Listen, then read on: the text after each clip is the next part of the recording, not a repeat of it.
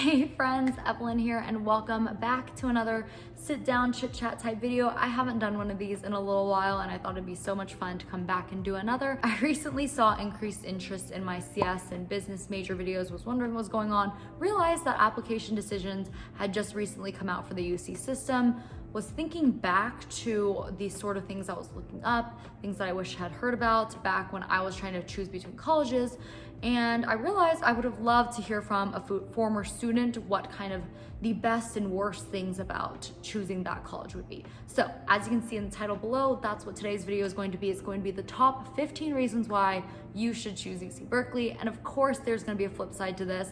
I will be making and posting another video about the reasons why you shouldn't choose UC Berkeley. So subscribe and stay tuned for that. But I wanted to start it off on a positive note. So here I have with me today, I've got my iPad with all my lists of reasons why you should choose UC Berkeley. And really this list is in no particular order at all. I sort of just sat down with my laptop and was thinking, why am I glad I chose UC Berkeley? What sort of made me the happiest about being at UC Berkeley? And started from there. So I guess they're in some sort of an order because they're the first things that popped in my mind.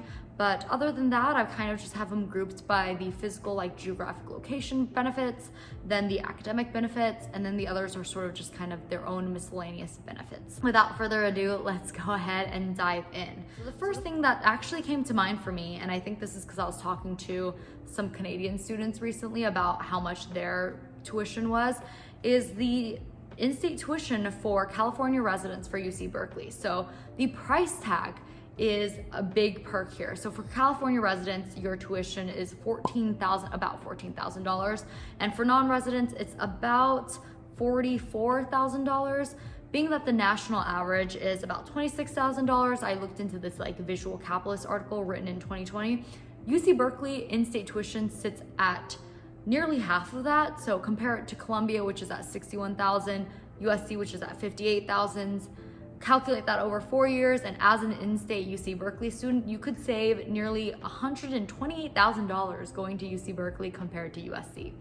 So money, that's a big perk. Perk number 2, the sort of like reputation and brand name of UC Berkeley in a social aspect, in terms of like, you know, when people ask you where you go, you say UC Berkeley, they're more likely to know what you're talking about, know where it is, know friends that go there. It's just a lot easier to communicate that. As an Asian person, my relatives, it was a lot easier telling them what college I was going to, for my parents to tell them where I was going to, because they actually knew the name of that college. And I also think there's a big benefit of going to UC Berkeley career-wise in terms of the name itself, because when they hold career fairs on campus, a lot more companies usually come to the career fair itself. And also when they recruit, they usually recruit at the bigger name schools, and UC Berkeley is usually included as one of those. So I feel like it's a lot easier to apply for internships and jobs knowing that they're specifically recruiting from your school, rather than being from a smaller school and having to apply and reach out to those companies themselves. Third benefit, the proximity to San Francisco. So just to show you guys how close exactly it is about maybe like a 20 to 25 minute Uber ride into like the closest part of San Francisco, and then maybe a 20-25 minute BART ride again, BART being our Bay Area rapid transit subway thing that takes you into the city itself. So very, very close. And if you don't know too much about San Francisco, it's a huge touristy city. There's just a lot there. There's Pier 39, there's Golden Gate Bridge, Twin Peaks, Golden Gate Park, Embarcadero. There's just a lot to see there. A lot of people usually go on family trips there, or just drive up there to kind of see all the sights. There's a lot of hikes too. There's a lot of good food. There's a lot of good late night food. I love Saylogs. They have boba guys. There's a whole area called Chinatown and Japantown. There's just a lot to explore in San Francisco. So you get to be close to a huge, vibrant city, which is incredible. Benefit number 4, you're actually just going to be in, the school itself is sort of just in the city of Berkeley. I've toured other colleges before that feel like the college itself is its own city. Like you have to walk pretty far off campus in order to feel like you're a part of the real world again, or off campus. But the way that Berkeley is set up, you very much feel like the second you step 1 foot off any edge of campus, you feel like you're in a normal city. I don't know how to explain it better than just sort of, you step off campus and all of a sudden it's a mix of shops and food and housing. There's no large path that you have to take. There's no long walk you have to take to get to any of these places. There's a Trader Joe's a bus right away, even a short walk away. There's a Safeway a short walk away.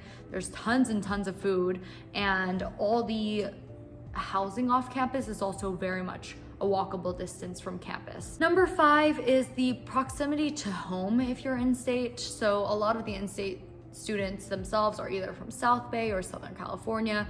Southern California is an hour plane ride away. South Bay is maybe like an hour drive away. So it's very, very easy to go home for the holidays, to drive home for the holidays, whatever it is. It's just very easy to see friends and family, which is amazing. Benefit number 6 is the absolutely gorgeous campus. So obviously UC Berkeley itself is very, very old. So the architecture there, I feel like you can tell it's quite old, but because of that, it just has a lot of like life and story behind it. I remember when I was taking my first tour through the campus, I was just like, wow, these buildings are gorgeous in a very like old style way. I don't know how to explain it beyond that. I don't really know the exact history behind the buildings, but each one of them looks different. They don't look like the brand new techie modern campus buildings, which I absolutely love. We have Sailor Tower, which is actually a clock tower that you can go take the elevator up into and see the bridge, the Golden Gate Bridge, I think, from there. I don't know if it's the Golden Gate or the other one. I know on a clear sunny day, if you're at the base of Sailor Tower, you can see Golden Gate Bridge, I'm pretty sure. So there's just a lot of beauty to the campus itself. So the outside of the building, very pretty, just very much walking around campus, touring campus. You just feel like you're walking through a part of history. And we can talk about the inside of campus and the amenities and all that in the maybe why you shouldn't pick UC Berkeley video, but just know that taking people to tour campus, they're going to be amazed. It's pretty awesome. It's also a huge campus, so I think there's like over 100 buildings affiliated with campus. I'm not too sure. I kind of just clicked through the map and was trying to roughly estimate how many buildings we have. There's a lot to explore. Benefit number 7, there is tons of study space. So like I said before, there are a lot of buildings, and a lot of these buildings have library or study spaces. So there's just a lot of spaces to explore. If you want to study, there's cafes, there's libraries, there's just a lot of like nooks and crannies on campus for you to explore and discover and work at, which I personally, as someone who doesn't like to repeat where I study, like it sort of gets boring after a while. I love changing it up and finding a new place to study at, a new place to work at and whatnot. And there's a lot, so you'll never run out. All right, benefit number 8 is the food in Berkeley, California. I miss the food so much being away from Berkeley right now. So we actually, some of the ones that I've listed, my favorite Thai place is called Im Thai, and it's a short, like half a mile walk away from campus. We have a Blue Bottle Cafe, we have 85 Cafe for all my Asian bakery lovers out there. We also recently got a Marugame and a Naputo, which are both like Japanese udon / ramen spots. There's just a lot of good food around UC Berkeley, and I think there's more coming in. I think we're actually getting a boba guys soon, something like that. There's just a lot that comes into Berkeley food-wise, and so you'll always manage to find good food. All right, number 9, and this kind of ties into what I was talking about earlier with like the whole city and campus kind of being mixed together and everything being very close, is that the campus and all its surroundings is very walkable. You can walk home, you can walk to get groceries. Public transit's actually pretty nice too. The buses come every maybe 5 to 15 minutes. It's pretty easy to get from place to place. So you don't have any issues with not having a car, not having a bike, not having a skateboard or whatever there. You'll be fine on your feet. Diving into the academic benefits, we've got at number 10, the incredible professors.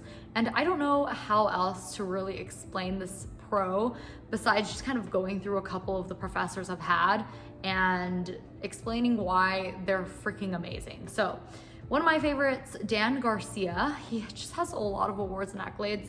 So I'm gonna list a couple of them off. This is not exhaustive. The SAP Visionary Member Award, Google Computer Science for High School Ambassador. He was on the College Board Computer Science Principals Development Committee.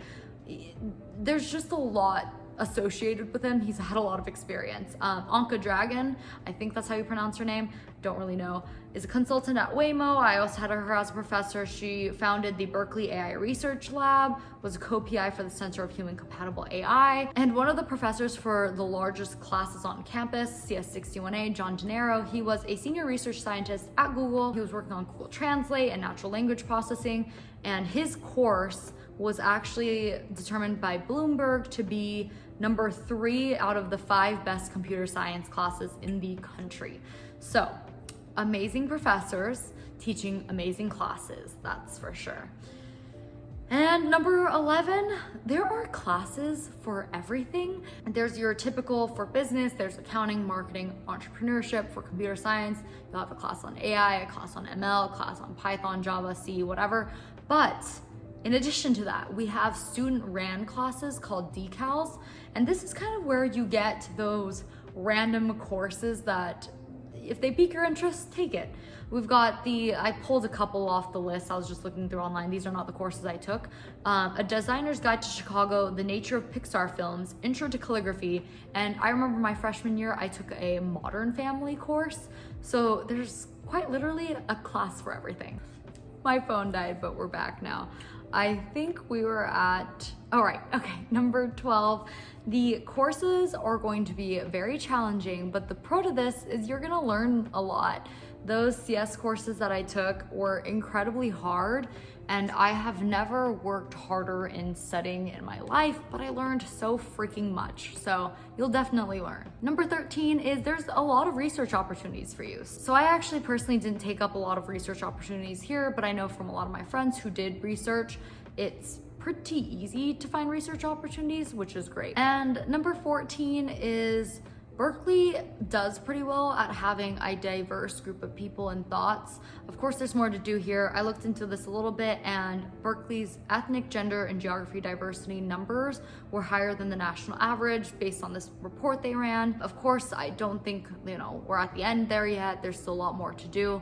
But I do think personally I was able to meet a wide variety of people from all different backgrounds, hear from a lot of different perspectives. So I think personally for me, I thought Berkeley was great in introducing me to all these different people and experiences that they had. Also, in addition to having a diverse group of people and thoughts, there are also over 350 degrees to choose from, which is probably why UC Berkeley is able to attract so many different people, just because it has a degree for everyone's interest. And number 15, and the last benefit, is that there are a lot of clubs.